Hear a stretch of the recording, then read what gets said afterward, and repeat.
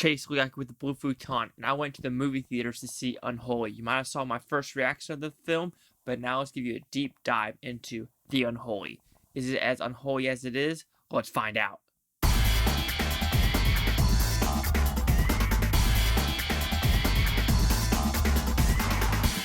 So what is The Unholy about? Well, it has Jeffrey Dean Morgan in it, and he is a writer who used to be for like the Boston Globe or something like that, but he lied in a bunch of his reports.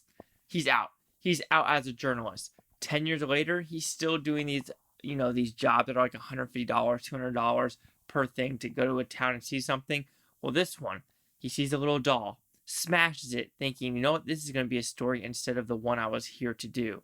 When smashing the doll, random stuff happens, like Alice, who is mute, can't speak, but now goes to this tree, and the tree speaks to her, and now she could speak, and she sees the Virgin Mary, or she thinks it's the Virgin Mary, or is another Mary involved. But with this, she has to have people believe in her healing other people to walk, cancer, eyesight, everything like that. Make everyone believe in this Mary. But is this the right Mary to believe in? And is Alice the right host to do it? So that is the premise of the movie. I give it an okay movie. It's a PG-13 horror movie. I hate to say it, but a lot of PG horror movies are kind of like this. There are rare exceptions like The Ring and other stuff like that, but this one falls, unfortunately, in the trope PG-13 movie. I did like some of the writing aspects of what they did with the story of try to flesh out these different Mary characters and getting the church involvement, everything like that, and having different priests, kind of fight each other, like, no, this is not right, this is right, everything like that. And also Jeffrey Dean Morgan's backstory is interesting, but I wish it was fleshed out a little more, especially with the editor.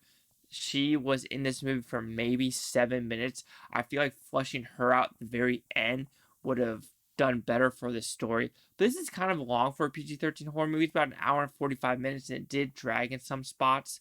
But I did like the atmospheric look of the movie, as well as some of the acting, as well as some of the story that they're trying to do with this whole Alice and tree and who is this Mary character. I did enjoy that part. Negatively is the PG-13 tropes of the jump scares and things being in the background, and then, staring at something for 10 seconds and something happens to you and stuff like that. It's such in this movie. There's no real scares of like, oh God, is that really Mary? I mean, the CGI is also very hit and miss with this movie. There's a dream sequence where it's just randomly like someone coming out of the water and slowly going towards the camera, and you're just like, I know what's going to happen. And the CGI was not good at all. When you actually see who this Mary is, that makeup / CGI did work on some levels, even though the ending is very anticlimactic with what actually happened, and you're just like, what are we doing here? But yeah, that's why I'll give it to that. And I'm trying to think how the movie ended. Was it a cliffhanger? I don't remember, honestly, and that is negative when I saw the movie yesterday, because you know me, I see double features, give the first reaction, sleep on it, then I will give my full review when actually with movie releases actually in the theater. But overall, no, actually started, yeah, I know how it ended now. It was kind of a happy sappy ending, which I think it works for this one.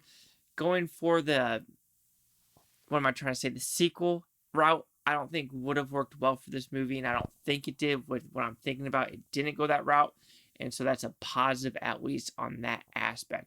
But The Unholy, you've seen it 1,000 times before. They got some good actors in this movie, and it is a decent premise. I will give it that, where it does take that religious spin to it, and it does make you think of everything they say in the movie, because there are some good dialogue choices from each character where you're like, oh, I never thought of it like that. I never thought of it like that. And I do enjoy movies that make you think about stuff. Unfortunately, it's in a PG-13 horror movie form, and it's just like, that's such a bummer. So The Unholy will receive a 1.5 out of 5 with Futons because at 30%. So see the critics news scores gave this one. So you have the critics a 35% with 37 of them, and the audience score 59% with over 100 of them. And there is no critic consensus yet. I want you to try to say this guy's last name, the director, Evan Spiliotopoulos. We're going to go with that. Oh yeah, Cary used a Boston accent Yeah, let's not try that again because it literally goes in and out. You're like, are you from Boston? Are you from another part of the world? I don't know what you're trying to do.